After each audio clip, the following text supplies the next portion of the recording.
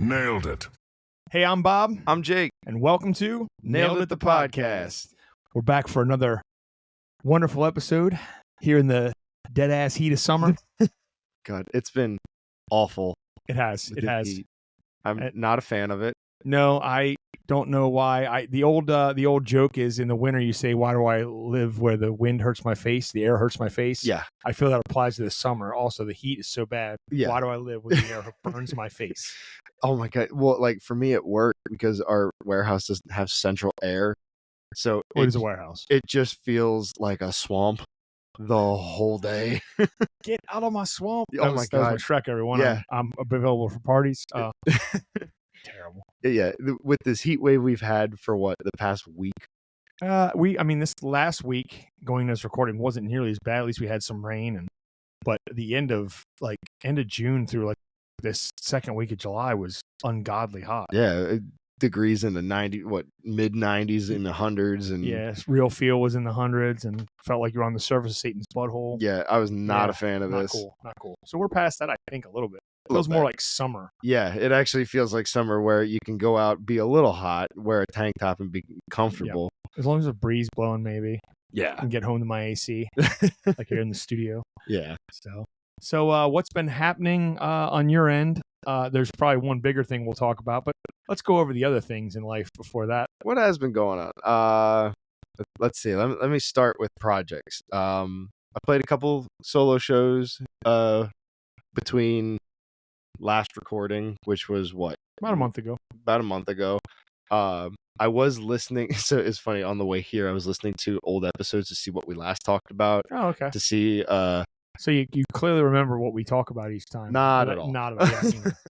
I I did have a story though, because listening on the way here reminded me of something that happened that I had a story for. You have a story about our old podcast? No, something that happened that in a prior episode I had mentioned was coming up. Okay. So not on the last episode with Dave, but the episode prior. I had mentioned that Dave and I were going to be doing this neighborhood party.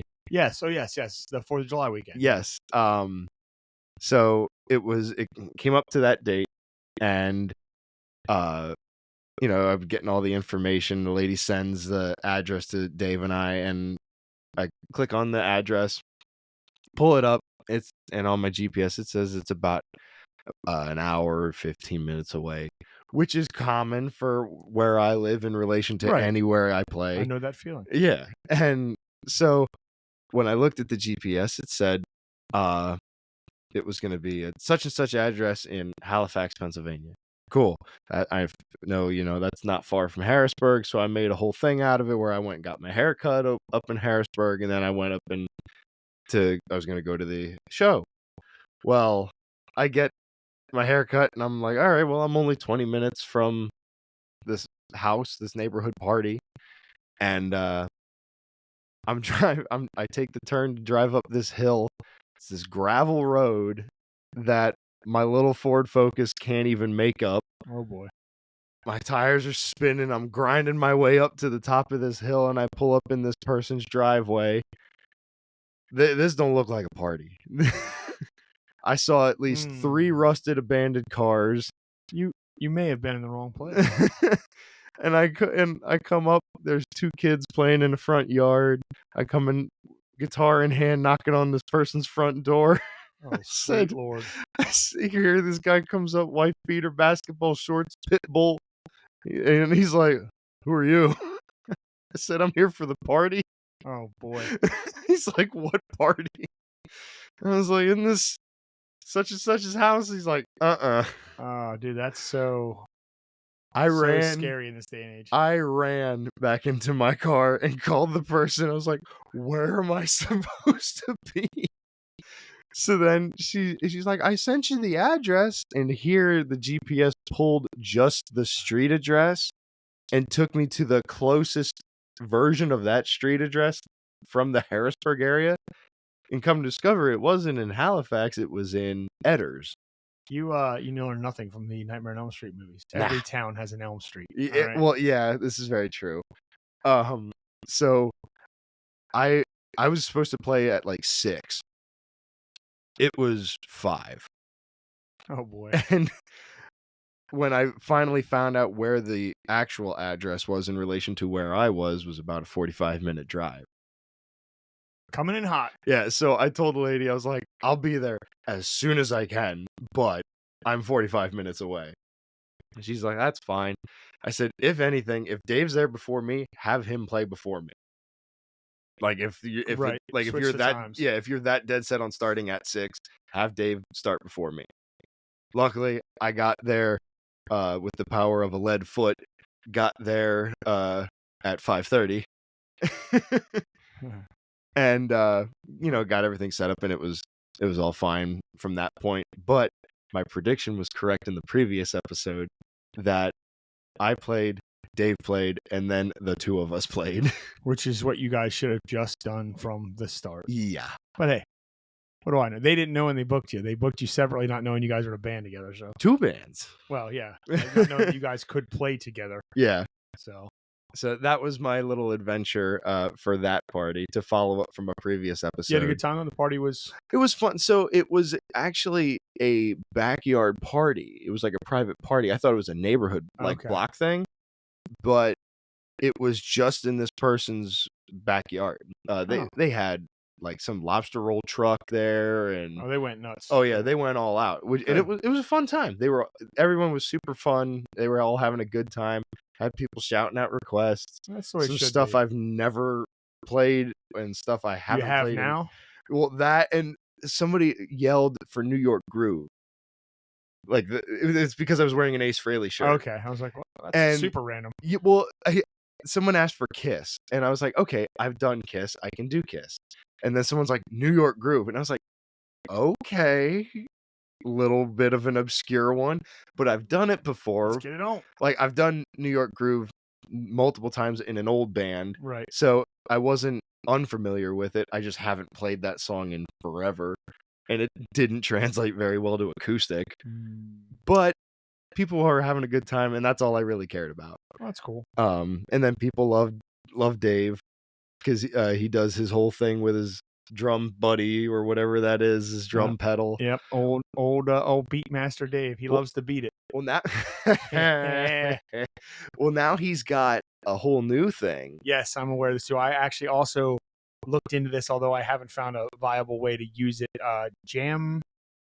I don't even remember what it's called. Show. I don't know. Jam something. I'd have to look. Yeah, I don't even remember what it's called, but it was neat.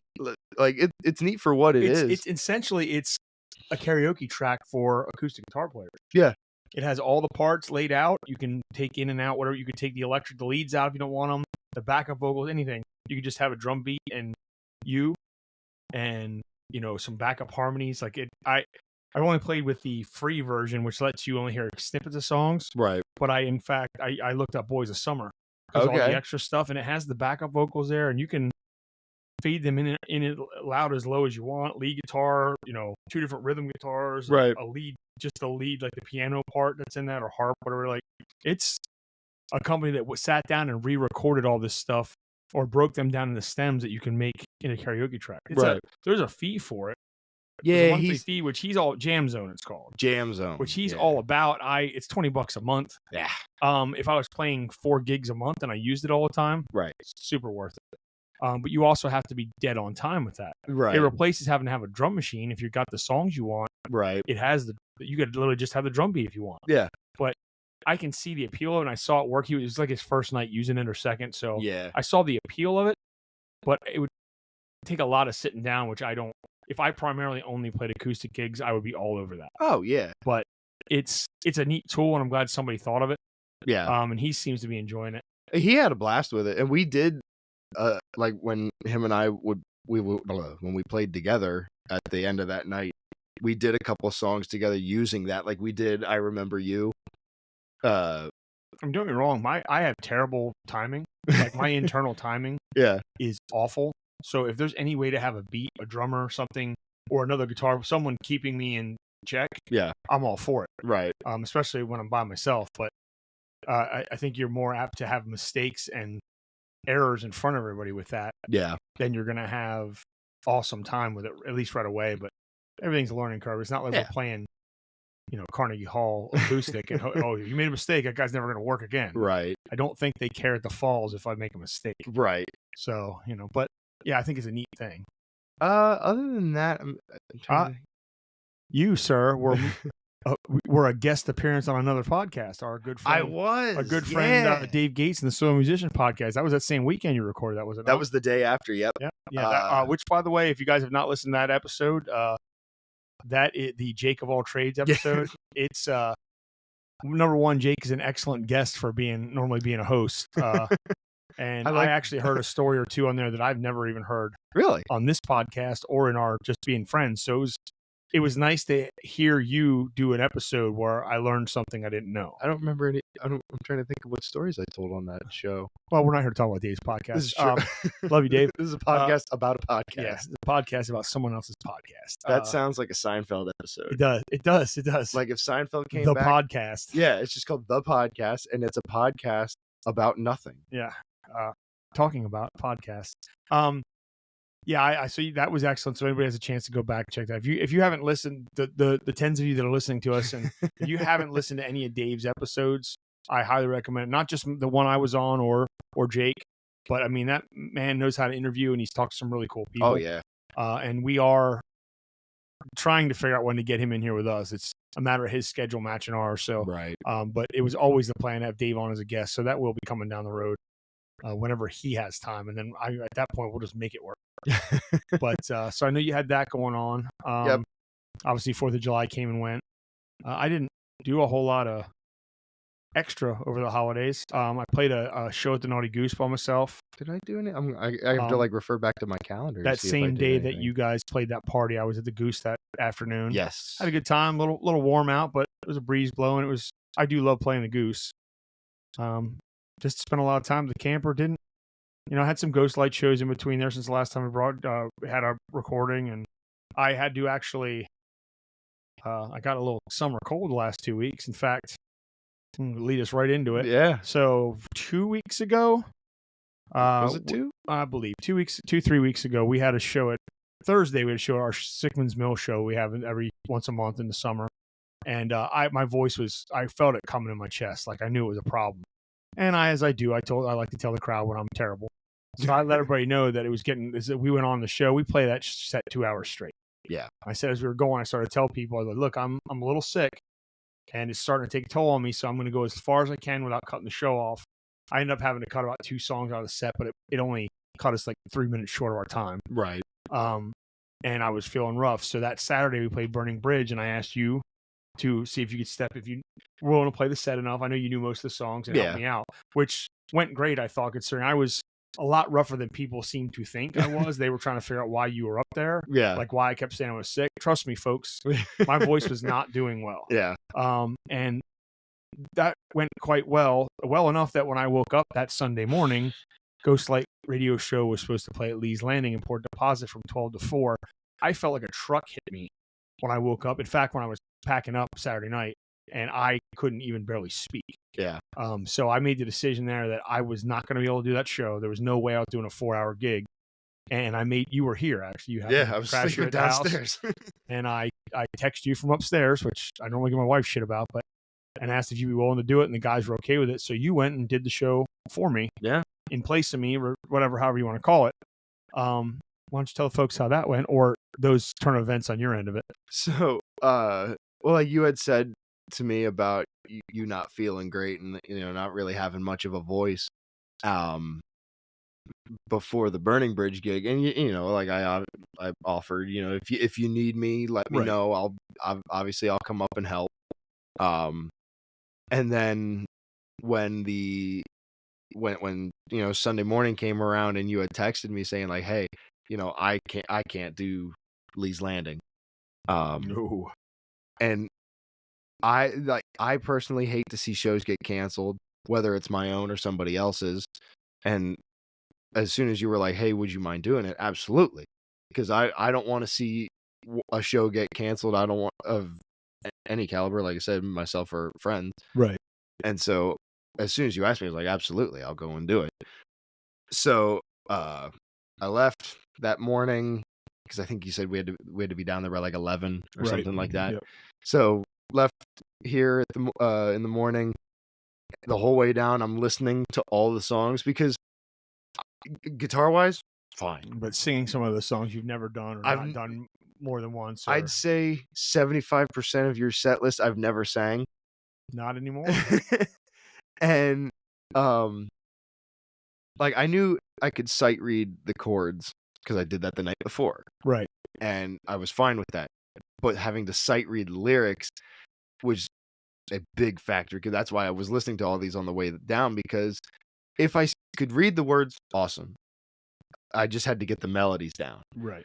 Like Two Tickets to Paradise, I knew the words, but it's just the cadence and the melody that I needed to It's refresh that myself thing on. as singers, you think especially cover singers, you think you know a song, and then when you try it, you realize maybe there's parts of that you didn't know as well as you thought. Absolutely. Without singing, when you're not karaokeing it, Yeah. you tend to forget sometimes what the melodies are and how exactly the cadence of it is, and whatever that particular. And some songs are a breeze, you know. Oh yeah. Anybody can sing "Sweet Caroline" Yeah. without ever singing it before. Oh my god, yeah. But such as I know you had mentioned to me, "Semi-Charmed Life."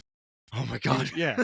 Well, and that's a song that has a certain way about it. I guess in my head, I've been singing it now for too long, and it doesn't even click with me that sometimes that would be something someone would have to pick up on. Yeah. You know, but you don't do something, you don't do something. That's the same as me learning something new. If I don't already know the song, I better, I got to put some time on. I got to have it in front of me at least a show or two. Yeah, and so Semi-Charmed, obviously that vocally was just a train wreck for me because there's so many words to that song, and all I know is do do do do do do do. That's right, folks.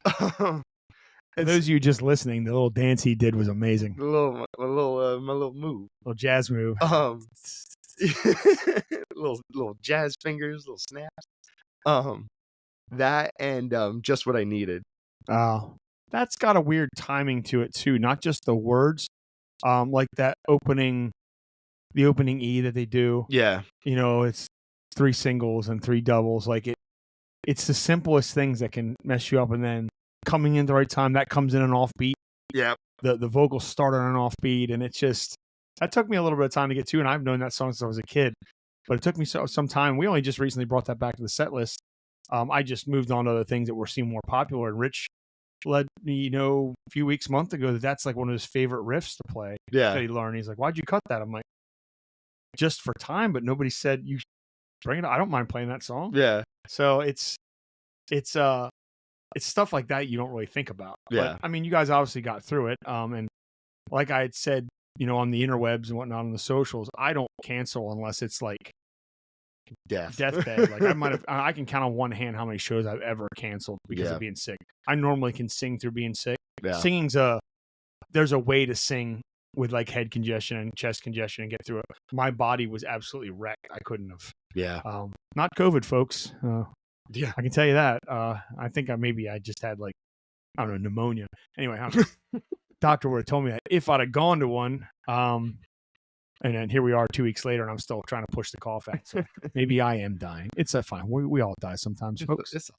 But I cannot thank you and the guys again for enough for covering that. I don't. Oh yeah. That could have been a disappointment for everybody, including the bar. And instead, you especially were able to go and save the show, and that goes a long way for a lot of reasons. So I do, once again, now that we're in person again, I'll say, I mean, we've seen each other since then, but I do appreciate it. Yeah. However, led to a discussion between myself and Rich and Andy and Doug about whether or not we should add you on as a permanent member of the band. Yeah. As it went very, very well, and we all had a good time, and those guys needed to see, they are all aware that you and I do acoustic gigs together, and that we've done Nailed It gigs together, and that we perform together. We sang together, we harmonize together, we do these things. Yeah. Everyone, especially Andy, was completely unprepared for how good that would sound because he just didn't grasp that we'd done it before. Right. In his head, I think he felt like, oh my God, these guys have never done this, and look how good this is. No, we didn't just go, wow, click right away. But that's like the one lacking thing in Ghostlight has been, not for lack of Rich or Andy trying, they're not backup singers. Right. And even if they were, they're not singers. Right. you, on the other hand, are a singer in your own right, and on top of that, we played together, and you know the material, and it just works really well. Yeah. That Burning Bridge show, you and I passed songs back and forth, basically ones I knew you could do. Yeah. And it just seemed well, so I brought it up to him. I said, if you guys were into this, I think we should, if Jake's into it, we should ask him if he wants to be part of the band. And they were all, well, let's see what Jake has to say. So I brought it up to you, and I don't think you took 2 seconds to be like, yeah, that sounds fun. Yeah, well, like I said, I think I had said over text, like, just give me a couple minutes, make sure I like dates line up and stuff. Because, you know, for the past few months, I have been very busy, but that was all with acoustic shows. Right. And once I kind of, you know, got all my thoughts together and made sure, like, okay, this can work, and this will fill out my need or want to play out. Well, and that's kind of what it did for me too. When I started, it was all of a sudden it was a schedule that I was not used to, and we are busy. Oh yeah, we're a busy band, and as anyone who listens and knows us, we both have several things going on. But I still find time to do those, and this is still, for lack of a word, and this is almost a working band, except we all. No, that's not true. I can't say we all. 2 of us have day jobs. Yep. Andy's working to be retired. Rich and Doug are already retired. Scotty, you know, our sound guy, Scotty. Scotty has a day job too, and a pretty important one at that as far as music goes. Get to see him every day. But it keeps us busy, and that was one thing I want to make sure you were okay with. Yeah. It was never about whether you could play the songs or do the stuff, and it was whether or not you were available or how many shows we'd have to do in the future without you until you were. But turns out your schedule, the dates you need off were already cleared off, because one of them is a show that you and I have. Yeah. In the whole Nailed It band's playing. The other one was a day you had an acoustic gig, but I'm off for one of my Fell From Zero gigs. So it didn't end. There was a gig I had to remind you were doing with Dave to cover me so I can play with Ghostlight as a wedding, actually. So that's a 2-show day. You might have to play the early one with us. That's fine. We'll talk about all that. But going forward, the schedule just happened to be that you didn't need anything except for last weekend when we played. Where did we just play? I literally was just on stage with the boys. Where the hell was it? What? Well, no. Between that, you came Thursday night and played Fiorentino. Yeah, we did Fiorentino. Which theoretically, in very literal sense, was your first show with us. Yes. And we kind of told everybody this is what's going to happen. Yeah. And then we played Saturday night somewhere, and I'm seeing it in my face where we were, and I'm looking at the set list, and it was a party. It was a private party, wasn't it? Oh yes, a private party for Rich's friend Brian, which down in Lancaster, which is amazing farmlands this guy has. He's turned into like a solar farm, and like it's an old like 100-year-old farmhouse, and everything was super cool. We had a good time there. What was with the inflatable dinosaur? That was someone at the party came out about halfway through our second set, and just all of a sudden there was a T-Rex dancing with everybody. Yeah. It was a good time. I mean, we were laughing, having a good time. It's nice to let loose, have a party. You can have a drink or two. Yeah. You know, you don't have. You're not under that bar constraint, but you're still there to do a job. And we had a really good time. So you couldn't view that one because you were at the Breaking Benjamin show in York. Which we're going to get to, because I know everybody's wondering what my thoughts on the show were. And let me tell you, they're exciting because I wasn't there. Then this coming weekend, we have another show, a campground show, Spring Gulch in New Holland, which you're not going to be able to do. But beyond there, the band's actually off till the 18th of August. Yeah. For my birthday's coming up, and Doug's off for some things. So I guess technically your first official month starting will be next month. Yep. Fiorentino's, weirdly enough. Fiorentino's. So this, I guess, is our podcast way of saying Jake's officially a member of Ghostlight Radio Show.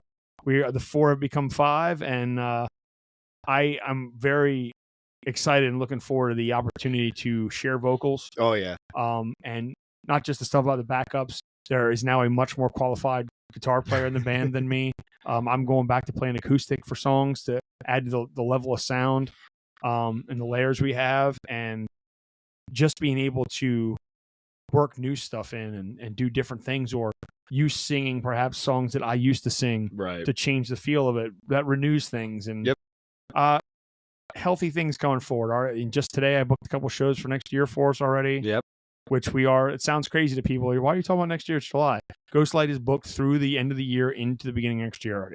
We don't mess around. Our schedule will probably be filled by middle of the spring. Yeah. So that's what you got to look forward to. Sweet. Lots of stuff. We have a lot coming up too. We got stuff still down in Northeast next month, and We got another Goose show, another Wellwood show. We've got another Lee's show, I think, in September. Yeah, We got a campground show, Craft Haven's Labor Day. Yep. We got a lot coming. So I mean, you got something to work for. So that's I think our biggest news of the last month, 3 weeks, month since we recorded. And I will be, as we call it, going to church on Saturday. Oh yes, you are. The reason he cannot play with us Saturday, he's going to see Beartooth. I am without me. He's going to the. This is the second time without you. He's going to the gospel retreat without me, and I just can't go. In fact, my wife and my son are going to see Hailstorm and I Prevail at the York Fair Saturday. Yep. Another show, if Beartooth wasn't playing, I would have liked to go to. But unfortunately, I book a year out with Ghost Light, and people expect you to be there. So I was just talking to a coworker about that show, the York Fair one. Right. Hailstorm, I've seen 3 or 4 times. Me too. Never been disappointed. Oh yeah, I've never been disappointed by them. Even back in the day when they were playing the tourist in, yeah. I've seen them. Oh God, when was the first time I saw? It was in Lancaster. Oh, okay. At the convention center. Yep. It was them in New Medicine. Yeah.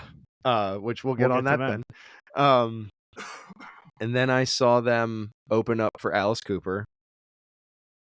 Which that was a weird lineup. It was Motionless in White, Hailstorm, and Alice Cooper. I've never seen that bill. Some other people I know saw them too, and they're like, man, it was also some people were there to see Alice Cooper and Hailstorm, had never seen Motionless, and just went on and on about how good they were. I'm like love them or hate them, their live show is pretty dope. Well, so I had known of them at that point. Like I knew who Motionless in White was, didn't know what they sounded like. The only reason I knew of them was because my little cousin Camry was a diehard fan of them. And all I would see on social media, she would post pictures of these guys, and I was like, well, all right, they look like a Marilyn Manson knockoff. And then that was kind of it, because I was just being ignorant at the time. Right. And then I saw them at that show, and I was like, whoa, these dudes are cool. And then, then they put out that album that just sounds like Breaking Ben. And then they... Disguise. And then I saw Hailstorm for the 3rd time with you.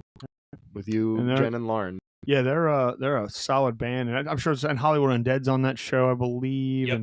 And it's going to be a good show for people. But as I explained to my wife, if for some reason my show falls through at the last minute, I'll be joining Jake at Beartooth. I'm not going to see I Prevail again. I'm trying to do this thing where I don't keep repeat spending money on bands I've already seen.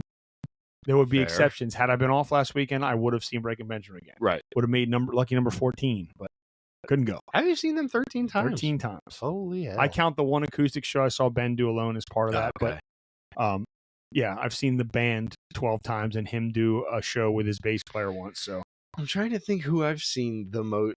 I think Alice Cooper's the top of that list. I've seen him, I think, 8 times. Yeah, taking out local bands that maybe I was friends with, like Bullet Method or Negative Space, I lost count how many times I saw those bands. Right. Not just because I enjoyed that because they were friends. I was a fan of those bands. Yeah. I loved going to see them. But true national acts, I don't have anybody else in double digits except Breaking Ben. Beartooth is now crawling up there. I believe I'm up to... I think you said 8? I'm at 8. I've seen the last show we went to was 8 times. So this will be 6? Let's see. It's getting you close. Baltimore was 3 times. Philly. Oh no, so this will be 5. 5. Yeah, so this will be my 5th time seeing them. Yeah, I'm that last show in Baltimore was 8. So I had to laugh at that. I had to laugh at that. I was another thing I was talking about today. That we've seen Beartooth together 3 times in Baltimore. All 3 times have been at different venues as well. Soundstage, Ram's Head, and Pier 6. Yeah. Pier 6 is such a cool venue. Cool. I'd love to see another show there. Yeah, me too. That's a good outside venue. Yeah. Spring or fall, though, no. No hot-ass summer shows going on. And, now with my career field and being a lighting technician, knowing how lights react to that kind of air being by the water just makes me cringe. Because I know that they're just up there getting ruined. Yeah, it's just like, oh, condensation. But, yeah, that's... I am... jealousy's not the right word. I mean, I could have figured out a way to go to the show if I had to. But it'll be weird because I'll be getting videos about I Prevail from one for my wife and son, and then I'll be getting Beartooth stuff from you. And meanwhile, I'll be like, "Hey, campers, are we having a good time? You guys like Neil Diamond?" Anyway, here's Wagon Wheel. Yeah. So here's Wonderwall. Thank God we don't play that. So I don't know why we don't play that. But I digress. That's not even what yeah. So I mean, we've got some stuff coming up too, right? I got my big birthday party coming up first weekend at Craft Haven. Got Hot and Dangerous playing. Our friend Travis is DJing some cool stuff in between. Unless I get somebody last minute, looks like it'll just be that. It had an opening acoustic thing lined up, but it just didn't seem to work. And I'm saying this for the record. I refuse to play a set on my birthday, and that's why we are not playing a set. I'm already taking sound gear down and lights. I don't want to do extra. Every year we either play or I get roped into something at my own party. Yeah. I just want to have a good time. Now if you show up and Heisy's actually running the board for us, so if somebody wants to get up and jam before they go on, hey, go ahead. But I'm not playing a set. I think I'm leaving my guitar at home. He says, yeah, I'm actually taking vacation. I'm getting a tattoo next Tuesday. Yeah. In fact, the very our logo for this podcast, the backwards hat wearing microphone, I'm getting done. Not just because I believe this podcast will take us to new heights. Who knows? Add a rim shot in there. Yeah, we'd have to record more than once a month for it to continue traction, but it just seems like me to a T, at least the last few years. Oh yeah, it's backwards just hat. The microphone. It's the old Shure 55. Yep. Which the same as with yours with a bandana on it. Yep. And I just felt like something I want to get tattooed and I haven't done in a while. I'm also going to get my first Beartooth tattoo at the same time. So, good times. And by next time we do a recording, I'll be talking about my fully healed tattoos and showing them off on camera. Be good times. But yeah, I'm actually taking vacation from that tattoo appointment on through my birthday. So nice. I'm not going anywhere but the camper. Who am I kidding? I mean, that's kind of vacation. It's not work. So yeah, I'll work on some stuff. Been itching to write some songs lately. Yeah. I'm not going to get it done. I just have an itch. I've just been wanting to do or it. finish some songs or whatever. That'd be nice. So, and then we're going to roll through some time off and then into, I believe the next time I get on stage is our show at Fiorentino's. I could consult my digital calendar digital right device. Here. The thing that's usually attached to my hand at all times. It is August, right? Yeah. Well, it will be August. Lies. I play. Lies. Oh, I am playing Sunday Fun Day at the Victory Club on Sunday the 11th, which is before our first. Okay. Yeah. Gig Yeah. back. Yeah. I'm playing, I believe, 12:30 to 3:30. There'll be a food truck, a big barbecue, this raised barbecue food truck, which is amazing. Orange Crush is on special, all kinds of stuff, and non-members are allowed, folks. So I can sign people in. You said that's the 11th. Sunday the 11th. I see. Because then the following week you're in full time. We've got 3 shows in one weekend, buddy. I saw that. Fiorentino's, and then the Wellwood, and then Lee's. So you'll be spending the weekend at the camper because we play Wellwood, and then we go back to the campground and hang out and sleep and get up and go play Lee's Landing. So Lee's Landing's a very cool place. Yeah, it is. It really is. Yeah, I guess that was your first time there, huh? Yeah. Yeah, very cool. Cool place. I also didn't realize where it was because, we've obviously driven through that road. And you didn't know it was down there. No. Yeah, down there at the pier, yeah. I don't know if I told you when we went down there for that show, there was a puppy adoption event going on. Oh, Lord. At the same time. There's always things going on down there. Did you bring home a dog? Is that what the story's I almost did.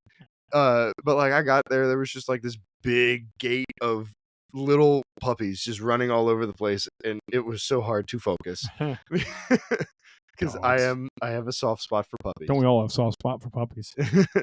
So, well, yeah, we definitely got some stuff coming up. So, yes. Let's talk about what we've decided. Now we're abandoning our format this week. Yes. Unless we just go into top 5 songs by this band or something. But for the most part, we decided we were not only going to make the announcement about Jake joining Ghostlight Radio Show, but Jake was at the aforementioned Breaking Benjamin show at the York Fair this past Saturday. Yes. Which I got message after message after message. Hey, man, where are you? Hey, man, here's a picture from the stage. Hey, man, are you going to the show this weekend? All resounding no's. I don't think people understood that I had to play, and I don't think they just assumed because it's Breaking Benjamin, well, Bob's going to be there. That's just his thing. And yes, I would have been there. However, Jake was there, and it was his first time seeing them live. Yes. So Jake has a lot of thoughts that we're going to talk, and I'm going to dissect and tell him if he's right or wrong. As the aforementioned Breaking Benjamin expert. No, I'm not an expert. I know a lot of dumb shit about Breaking Benjamin. So tell us about your experience. So I don't see it. Where should I start with Let's this? start with let's just start as you got there for the opener. I don't want to talk about how Okay. what a clusterfuck this the York Fair is for getting in and out of shows because I was there the next night for my first country concert. Yeah. I didn't touch on that. I went to a country concert, folks. Oh yeah. Went to see Lainey Wilson. My sister Patty was down from New York to go. My brother came, ended up getting a ticket last minute. We brought up my my camp daughters, Alex and Taylor. We had bought them tickets for Christmas as a gift. And my wife and I went. We saw a ton of people, clearly from York County that I know because they all like country. Yeah. And let me tell you something. I make jokes about country. People make jokes about me singing country. If music is good, it's good. And my God, that woman can sing. Yeah. She's also very easy on the eyes. I'm not trying to hide that from She anybody. is quite fun to look at. But the stage show, the setup, they had a whole ass like old red truck on there. She stood on the hood or on the roof or in the back, sang. There was a whole thing where she was sitting in the cab. Yeah. And they used the cameras to do a point of view from inside the truck on the screens. Yeah. Like almost video. Like the video production was amazing. The musicians were amazing. It was just an excellent show. And I just kind of sat there thinking, what a good vibe. Yeah. What a good time. There was no angry rock music or, you know, which I love and puts me in a good mood as well. Yeah. But the vibe is different when people are Oh my moshing God, and throwing around. Like just everybody singing along. And I knew like 3 of her songs. Don't get me wrong. But it was a great time. And I would absolutely see some kind of large scale country show again, as long as it's something I think will be good. Yeah. I've been to a couple country concerts, and the very first one I went to was at the York Fair.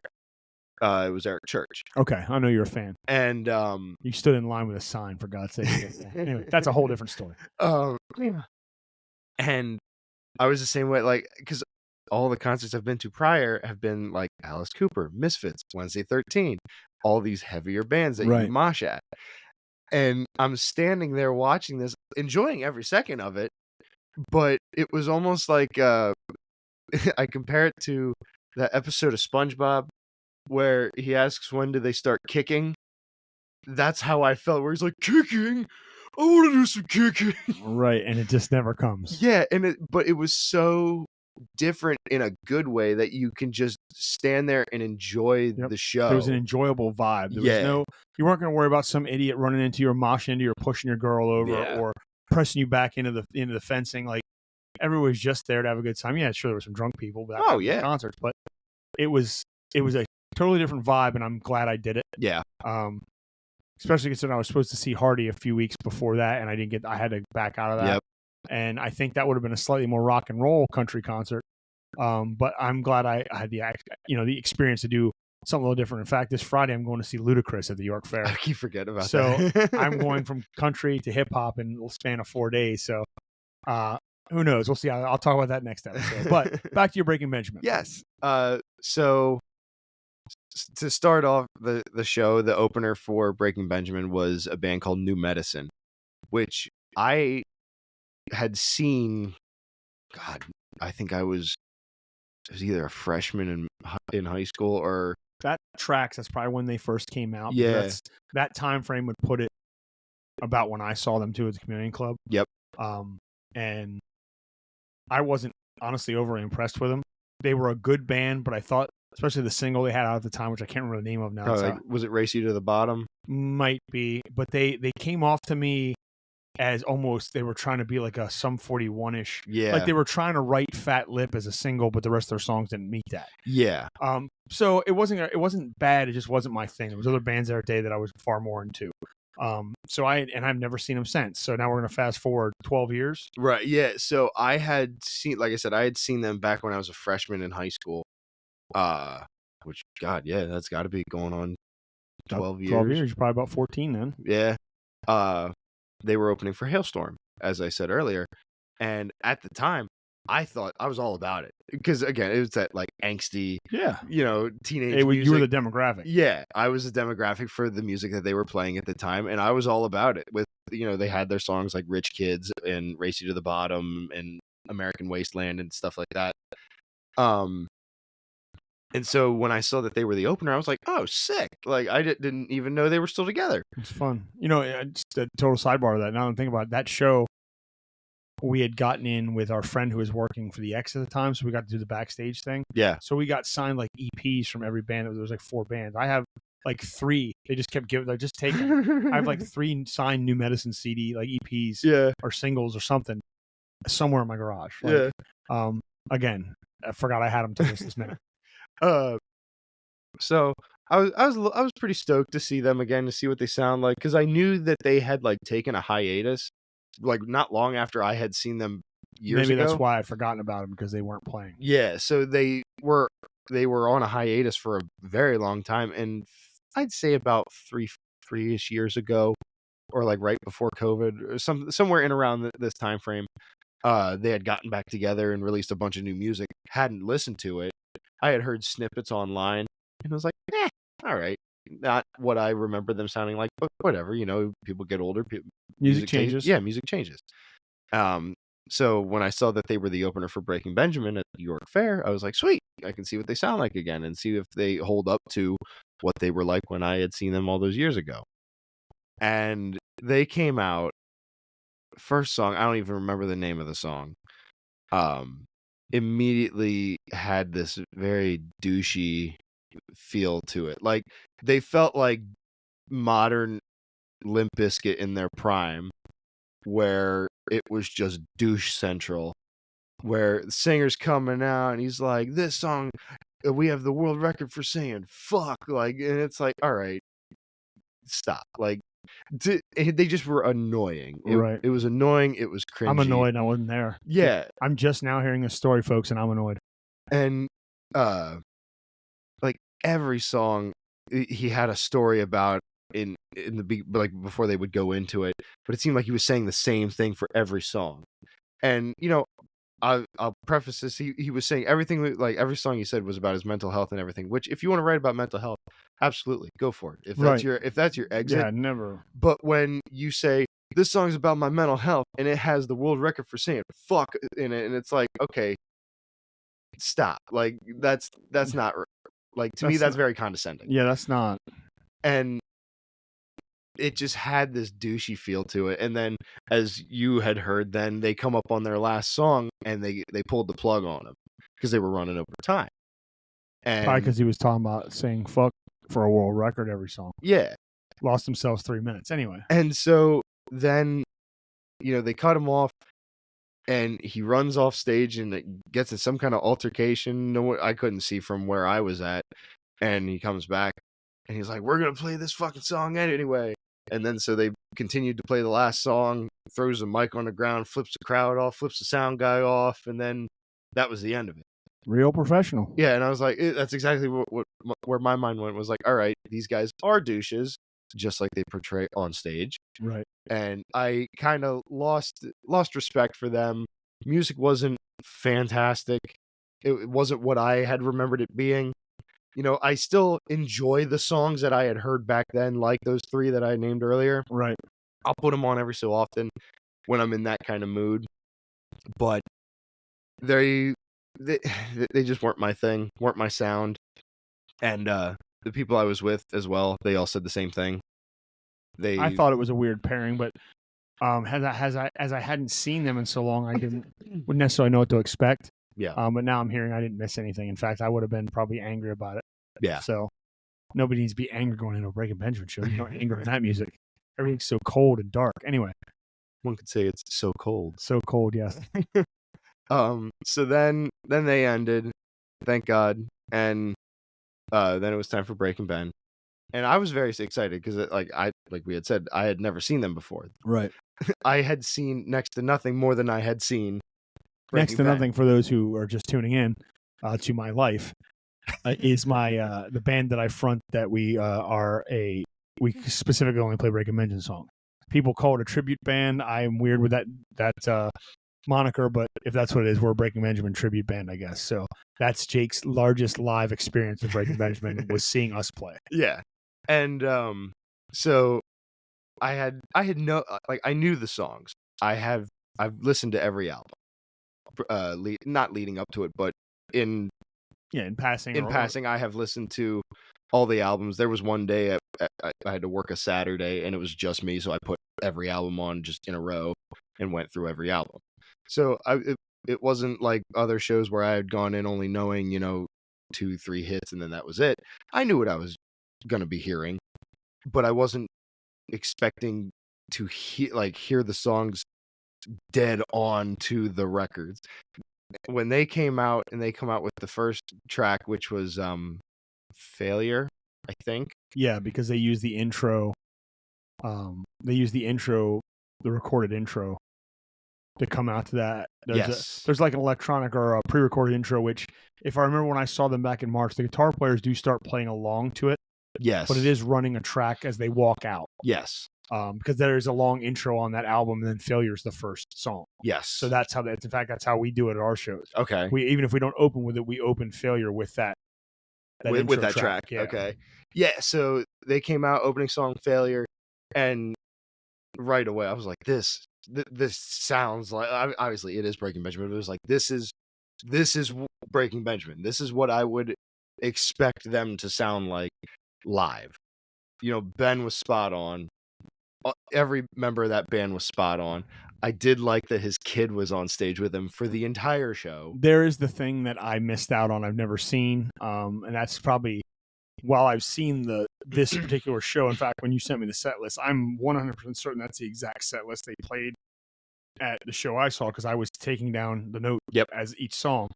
But that wasn't something that happened when that was the first show of their tour with Daltrey in the spring. Yeah. Even if his son was in the building, because it was in PA. Yeah. He wasn't going to be on stage when they were still working it out. He had said a couple songs in, he's like, "This is my son." I think he said his son's name is Ben. That might be. And he's like, when we're on tour and he's got to come with me, he's going to be out on stage because I'm also a dad and I'm on dad duty. And if I'm not watching him, nobody's watching him. So he's going to be out here on stage with me. That's cool. And he had him decked out with one of these. And of course he did. This thing's as big as him.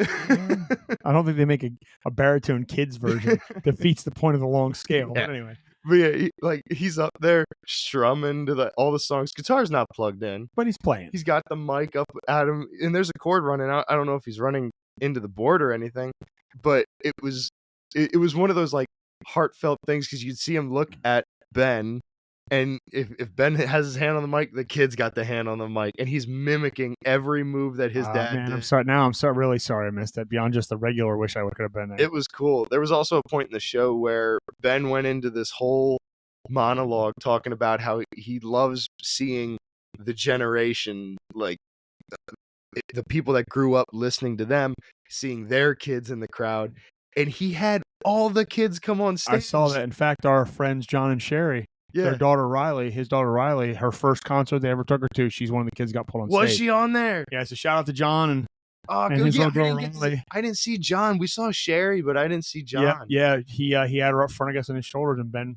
That's awesome. I wonder if I know I have a picture of the kids on the stage. She's actually wearing headphones. Was she the one wearing the shirt that said, "This is my first concert"? Oh my God. So that's funny, because Andy. I saw the pictures. That's how I know. Yeah. Andy pointed it out. He's like, "Look at the kid wearing a shirt that says, 'This is my first concert.'" Yeah, I'm pretty sure we're talking about the same kid. But Riley was up there, so that's cool. Huh. Okay. That's cool. I'll have to text them.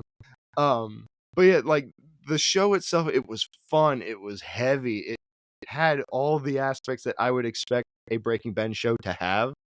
And like there were moments where like I wanted to mosh, but I didn't want to wake up the next morning in pain. Right. So, but it was just such a good show. And you said, off recording, that people were texting you saying that this is the best show they've seen them play. I heard that from several people that have seen them multiple times. The same people that were super surprised I wasn't there. Have not seen him as much as me or as often. Yeah. And I had some friends that haven't seen him in a few years. Yeah. My son was there. Jesse was there. He hasn't seen Breaking Benjamin, and it might be 10 years since he actually saw them. Yeah. He used to go with us to shows and stuff, and even he said it was an amazing show. I think I missed out. I'm glad I got to see them on this tour cycle. Yeah. But I think this might be the pinnacle of this tour. I hate to say that unless they're going to do that kind of level, but yeah, when they were at the fair years ago, I want to say 10 years ago, maybe, I forget when it was, 2012 maybe, they headlined the fair one night, and it was at that time the best show I'd ever seen. Yeah. There's something about them playing hometown show. Well, just the state fair type show where it's not this big, huge arena. Yeah. But you're still holding 20,000 people if you need to. Yep. I mean, I don't know. I'd heard there was an 11,000 person attendance. Roughly. I believe it. Now, apparently Lainey Wilson was somewhere. I've gotten conflicting reports, somewhere between 15 and 17,000 people. I'll have to ask my friend. I have a friend that was actually running the spotlights for Lainey Wilson. Okay, and then I heard that the country concert that was there Monday night, a guy named John Party, who's apparently pretty well known. I mean, I know a couple of his songs, but I wouldn't. He capped out at like 4,000 people. Really? Yeah. So I know one song that he's done, and it's not even his song. It's a cover he did. Oh, well, that'll do it. It's a cover he did of "Wherever I May Roam," the Metallica song. Yeah, I know. I know what we're speaking of. It's on that collection that they did. He was part of that. Yeah. Because the one that has like 7 different versions of the same song. Right. Yeah. John Party did a version of "Wherever I May Roam," which it's not bad. It's just not good. Yeah. It's not anything you went back and listened to more than once, twice, maybe. Right. So. But yeah, overall, that Breaking Bench show was unbelievably good. I had such a good time. Well, I'm really glad to hear that from multiple people, especially from you, especially know it was your first time seeing them live. It makes me just sorry again that I didn't get to go because I would have loved to experience that with you. Yeah. But I also am like, wait for this. And I'm kind of glad I wasn't there to ruin it for you. I will say after seeing the set list, I'm glad that they're still doing Dear Agony. Yeah. They included that on this. Well, technically they're going into their fall tour with Cedar and Daughtry, but they're going to essentially do the same songs. Right. But when I saw them do that in March, it's the first time they've included it in a set list, like as a regular. Okay. I'm under the understanding they may have only ever played that song once before live. Really? They don't do it live. Ben is another song that Ben, from what I understand from interviews, didn't think would go over live.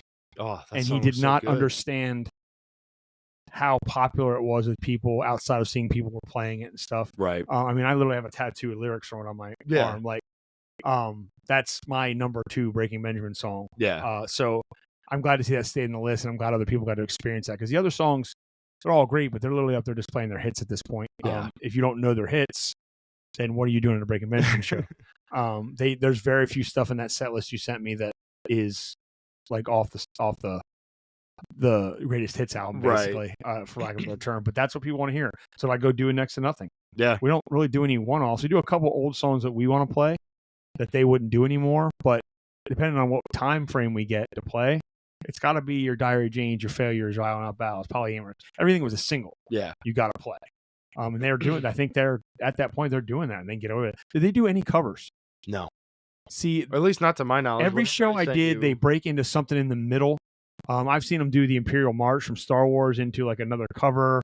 I mean, at one point they had a whole thing set up in the middle when they did that at the Star Wars thing. They had LEDs in the back going red, like lights. Yeah, no, they didn't do that. They planned that out, but I don't. Now that I'm thinking, I don't remember if they did a cover when we saw them in March.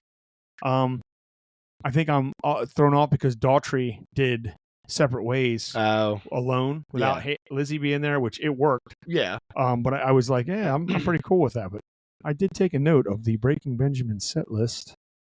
I'm going to see if I can find it here while we talk. But so you would see them again, given the chance. 100%. Given the chance, I would 100% go see them again. They were phenomenal. And yeah, is this the set list? This is the set list from my show, or the show I saw. Yeah, I mean, they started with Failure and ended with Diary. Yep. I'd have to compare it to the one you sent me, but I'm pretty sure this is... Here, I actually have it here. I got it. I'm pretty sure they're doing that. Why wouldn't you? You're doing a festival or a fair, and you got one night to go at it. Why not do the stuff you've been doing for a couple months and get it going? Yeah, it looks like we got the... Oh, no, there's a couple on here that I have that you don't. Such as? So, well, I'm just going to run through it here. So, for those listening, this was the set list for the York Fair. We have Failure, Until the End, Red Cold, Evil Angel, Blow Me Away, Follow, Sooner or Later, Angels Fall, So Cold, Dance with the Devil, Crawl, Breath, Polyamorous, Without You, Dear Agony, Simple Design, I Will Not Bow, Had Enough, and Diary. You got Simple Design? Yeah, I got Simple Design. Son of a bitch, I missed that on your list. And you know what? Actually, I missed that. Sooner or Later was at this show. Okay. So that was probably in the same position, and I didn't get it. Man, Simple Design? That's one of my favorite songs off their second album, dude. Throws the phone and leaves. Dang, man, I missed that. Now I'm pissed. I've seen him do it. I saw him back when it was a new song. I saw him pretty much do that whole album. They only had 2 albums, and it was easy to hear all the songs. Yeah. But yeah, like, and again, I had listened to Breaking Ben for years, and finally getting to see it was very, very fulfilling, I should say. Rewarding. It can be, yeah. Well, yeah, shouldn't concerts be fulfilling? Shouldn't they be Oh, rewarding? absolutely. You've been to shows where like I'm not as into this as I thought, Right. or an opening act or whatever. So it's tough. I've had all those shows in these years. I had a couple of shows. There were some mid shows from Breaking Benjamin I saw. Yeah. I mean, just a couple of years ago, they were the opener for Korn. Okay. Upstate. I forget where we were, Allentown or something. Yeah. And the set was solid. They got like opening band sound. It was like real mushy and muddy, and I was like, this kind of sucks because there's people in this room that never saw this band for tonight, and they're not getting to see the band. Yeah. I don't think I want to see Breaking Benjamin not be the headliner. Only maybe 3 times I saw them. They were direct support. Yeah. Over the years, so and I saw them first time I saw them was a community club. Like I saw them in some small joints. Yeah. Moving up, so and I've gotten to play some places they played coming up upstate and stuff, doing their songs. Very weird. But did I ever tell you how I discovered who they were? Oh, I can't wait to hear this story. No, you did not. You have not mentioned this before. Oh man. So, oh god, I gotta think back to. God, I was in elementary school. Oh, all those years ago. I was in elementary school. So 20 years ago. Actually, here I could tell you the year. Oh Lord, because he knows the year. There must be something wrapped around this story. There is. And when I tell you, it won't surprise you in the slightest. Okay, 2008. I discovered them in 2008. So 7-ish years after they broke. Yes. So, I had also recently, at that point in time, just got into watching wrestling. And they were going to run a TV special that was kind of the highlights of WrestleMania 24. And they were showing highlights of the main event. And they linked it to, or they did a whole highlight video to Until the End. And that's how wrestling brought you Breaking Benjamin? Wrestling brought me Breaking Benjamin. Okay. However you get there. And like I will forever remember, just like I still have it on DVD. I taped it off of TV and then I converted the VHS to a DVD just because I wanted to keep it. And they're showing the highlights in the crowd and you hear that opening guitar lick and it was just so cool. And hearing his scream at the end of the first chorus going into that main riff, I was like, these guys are dope. And once I was talking to my brother about it, I was like, these guys are cool. He's like, oh, this is Breaking Benjamin. And he has that album. I don't know the album's by name. That is the Saturate, We're Not Alone. Is it We're Not Alone? No, We're Not Alone is Till the End should be the 3rd album, which is not Phobia. It's same one that has Diary of Jane on it. Why can't it's that album, but I can't think of Diary album. I cannot think of what the name of that album is. I am the worst fan ever. I mean, I got the album cover in my head. Phobia.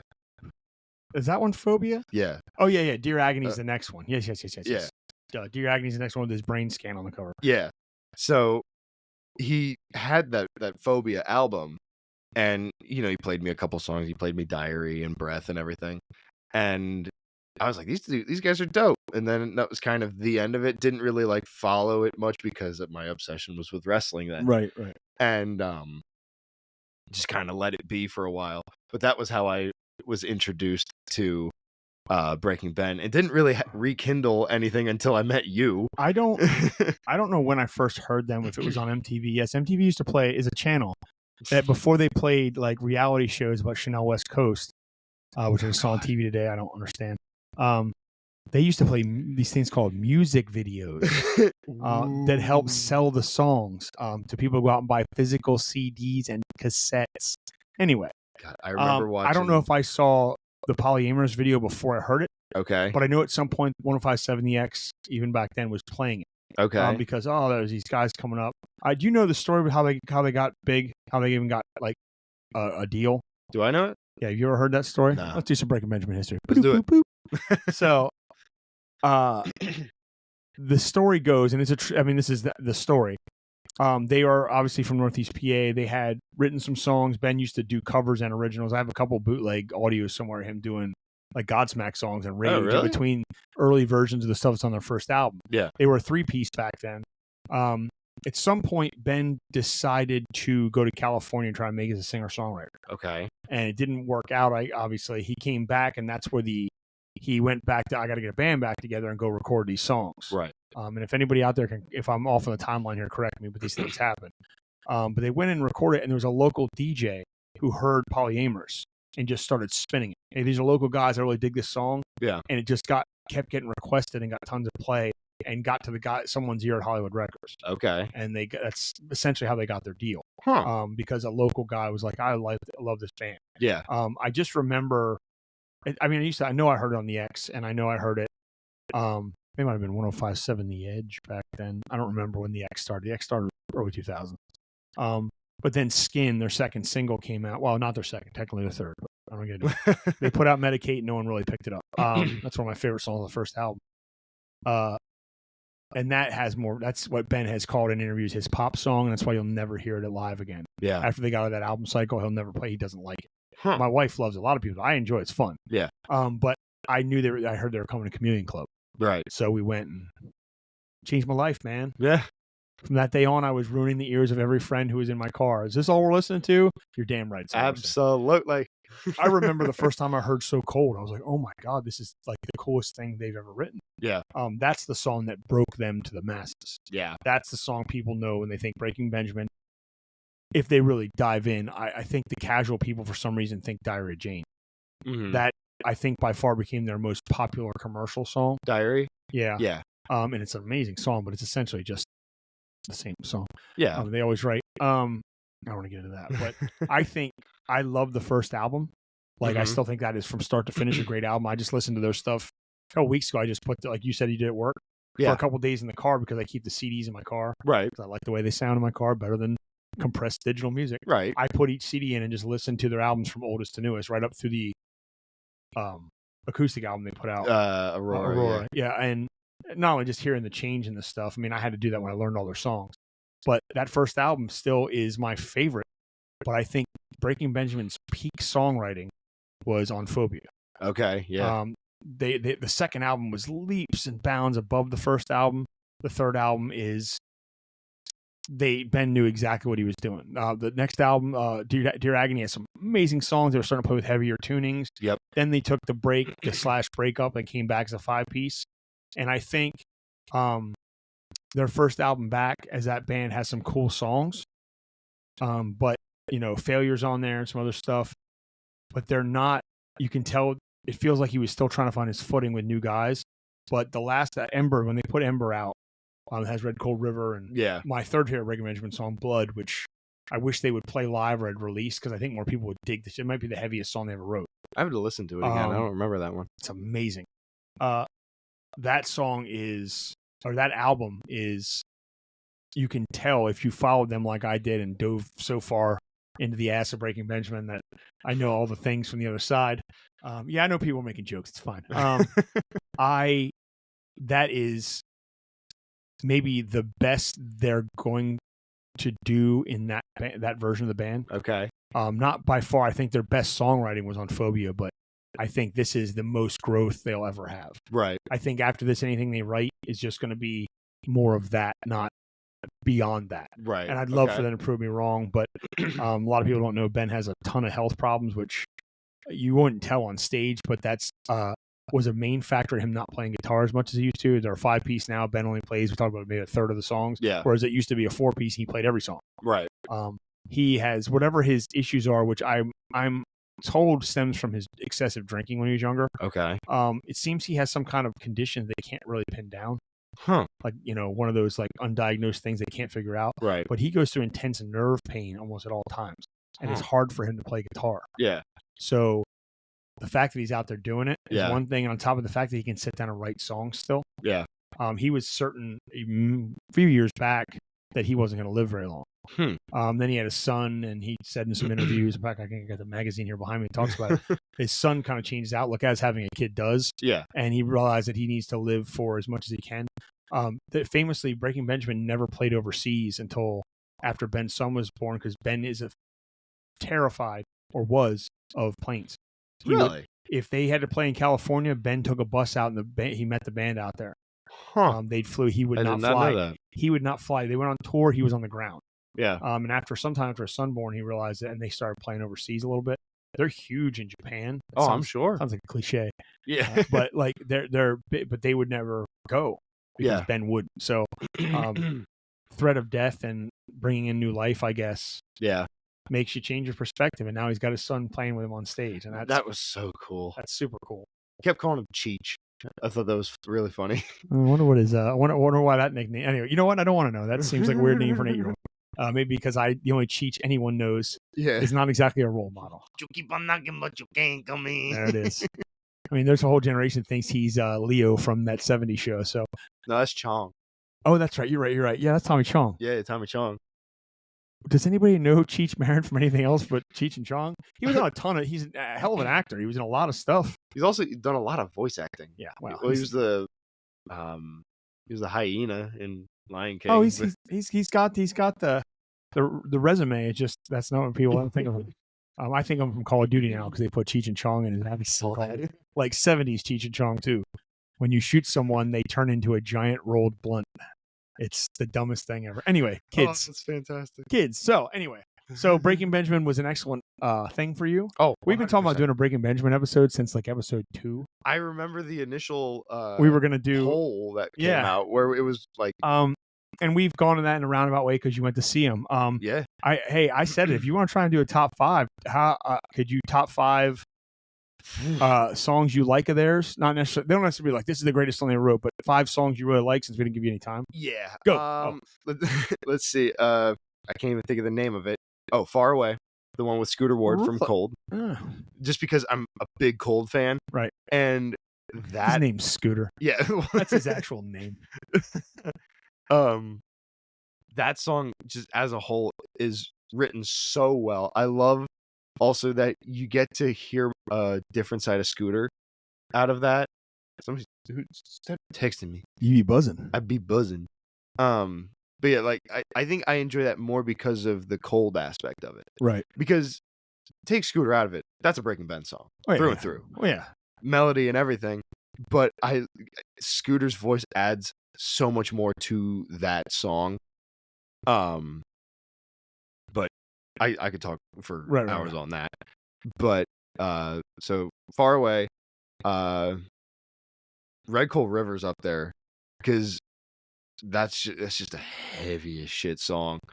The song was actually the main melody and like the chorus part, the heavy part, was actually written by Aaron, the bass player. Oh, really? Yeah, that's because this is the album. He actually took ideas from people. Okay. And that he said the main melody, that Red Coal River, like heavy stuff. Yeah, that was all Aaron. Anyway, it's a nice little sidebar. Things that trivia I know. Trivia. God, there's so many good ones too, and for me to be like, oh, this one and this one. Breath is in there. Until the End. Until the End is my number 1, just because of that was the song that introduced me to them. That's how it works. And probably, probably Bow. Yeah, Bow's those are probably my 5 that I would if in this scenario pick top 5 or pick 5 songs. Those would be my 5. Well, see, I'm going to go deeper cuts here. Yeah. I'll start at number 1 and go backwards. My number 1 song, as I said earlier, all time Polyamorous. Yeah. That is my jam. I could listen to that song every day over and over. I have the staff notes tattooed on me. I mean, also known as the Bob Patterson theme song. Yeah. The song that I first heard of those and will always, that's the song of theirs that I will always be connected to them by. Right. Second is Dear Agony. Not only is it a beautiful song from a guy you could tell was going through something. Good song. It's one of those. Again, I've talked about this, I think, on the podcast before about songs that elicit an emotional response. Yep. No matter how many times you hear them. Yep. And that has a tying spot with the version that is on Aurora with Lacey Sturm. That version, hearing her sing with Ben, and it just makes it, and it's stripped down.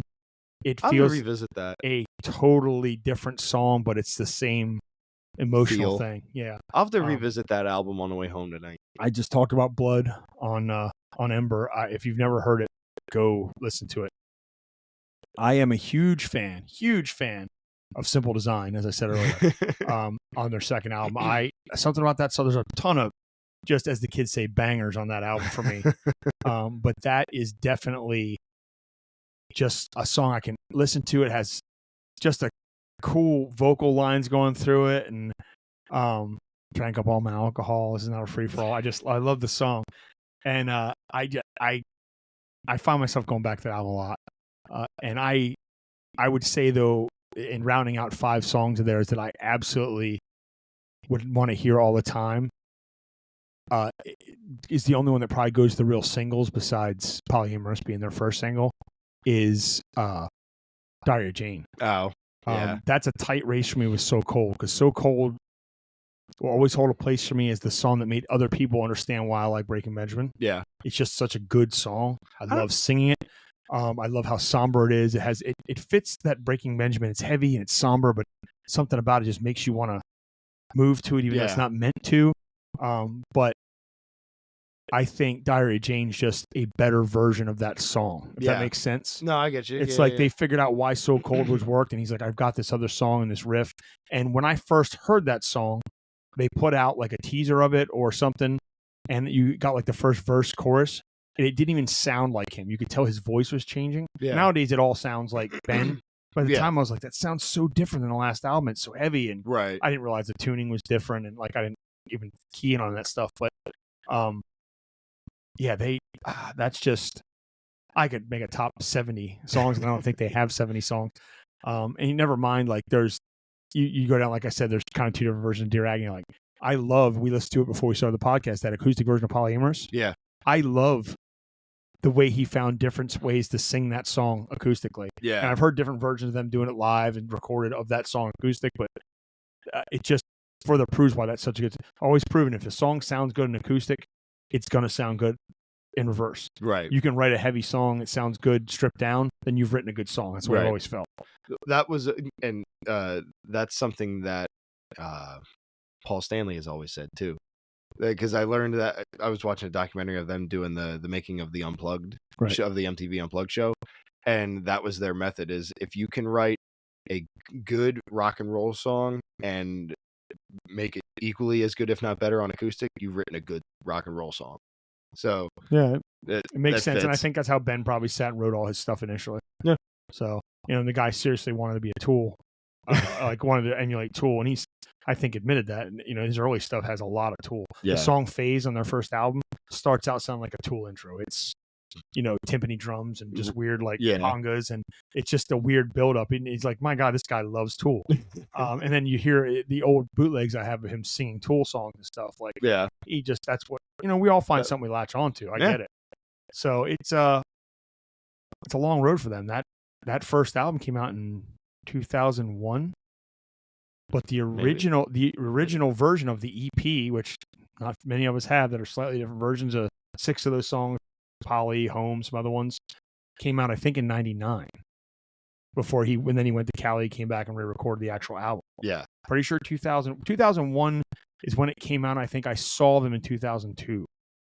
Okay. Yeah. When I go on Spotify and you scroll down to their EP section, the farthest it goes is 2003 to the So Cold EP, which was put out because that has So Cold acoustic and some other stuff on it. Yeah, it's got Ladybug on it, 2 live songs. 2 live songs. Yeah, that was an eBay thing. Like I used to have to go to eBay to find. I have all those. Oh, really? Yeah, I had to go find all those little bootlegs and not bootlegs, but eBay. Some of those, like that So Cold EP. I think that was the one that was Japan only.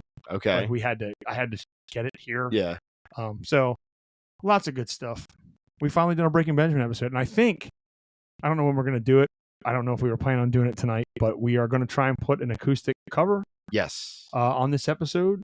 Yes, if we can, that would be really cool to do. Trying to attach it on the end of this episode. We're up and down about which song we're going to do here.